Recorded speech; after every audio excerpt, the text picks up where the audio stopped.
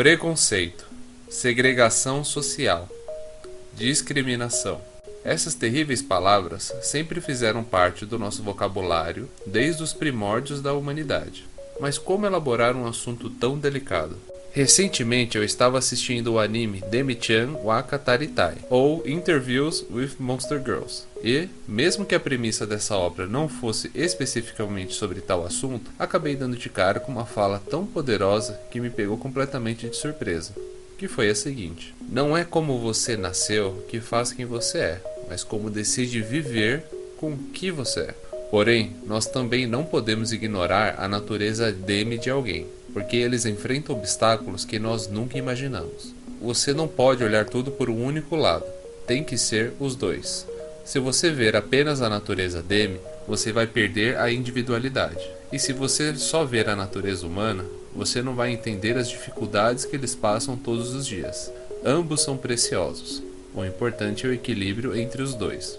Sem contexto, essa frase já é incrível, mas vamos entender melhor o universo dessa obra.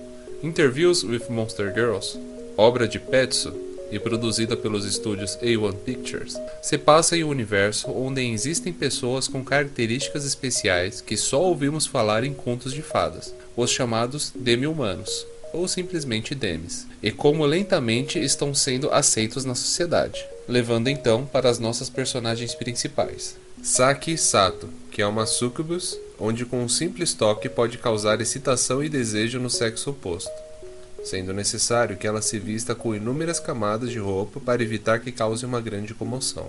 Hikari Takanashi, que é uma vampira, onde ela consegue entrar em contato com o sol e até comer alho, porém é bem mais sensível ao calor e dias quentes que qualquer outra pessoa.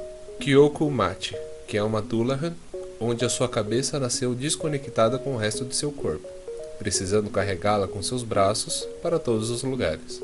E Yugi Kusakabe, que é uma Snow Woman, onde a sua temperatura corporal é tão baixa que em momentos de estresse pode exalar um ar bem mais frio e até mesmo chorar lágrimas congeladas.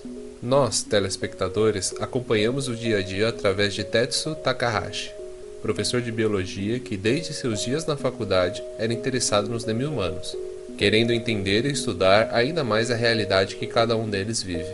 Como dito anteriormente, o foco de Interviews with Monster Girls não é trazer uma discussão profunda para um assunto tão delicado. Podemos até dizer que o ponto forte desse anime é o humor visual e as piadas na medida certa. Mesmo assim, ele consegue explorar de maneira sutil e impressionante, em especial quando mostra mais a fundo como cada uma das alunas encara o seu lado demi. Hikari é a mais confortável com a sua natureza demi, sentindo até um orgulho por ser parte humana e parte vampira. Inclusive, ela que é a responsável por unir as outras meninas e garantir que elas estejam bem. Machi também é confortável com a sua natureza, levando em conta que suas características físicas são mais visíveis. Porém, ela percebe como as pessoas ao seu redor se sentem desconfortáveis quando tenta conversar sobre a sua natureza demi. Yuki, ao contrário das outras, tem diversos problemas em aceitar a sua realidade. Inclusive, tentou esconder esse seu lado desde que entrou no colégio, se isolando de tudo e de todos, já que tinha medo que suas habilidades pudessem machucar outras pessoas. A maneira que cada uma das meninas reage com as suas próprias peculiaridades, principalmente como as pessoas ao redor tentam conviver com elas, é algo bem humano e real. Alguns tentam tratá-las normalmente, outros querem ser educados e não querem ofendê-las, e até mesmo as fofocas e bullying estão presentes para elas superarem. Isso fica ainda mais claro com a frase mencionada no começo do vídeo, quando Himari, irmã gêmea de Hikari, sendo super protetora em relação à irmã por saber como que as pessoas podem julgá-la por ser uma vampira, questiona Takahashi se ela só é interessante por causa da parte vampira dela, porque ela também é parte humana, ou essa parte dela é menos interessante.